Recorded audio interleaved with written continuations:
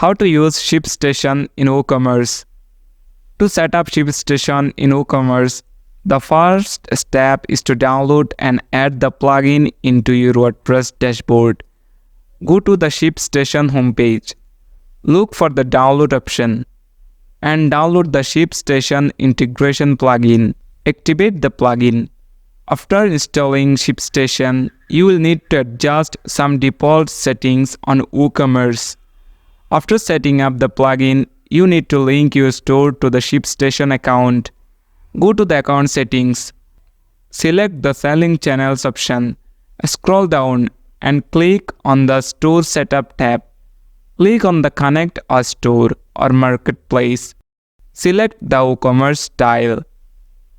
Fill the authentication key and store URL. Finally, you can now import or export filled data to Shipstation. That's it. Thanks for watching the video.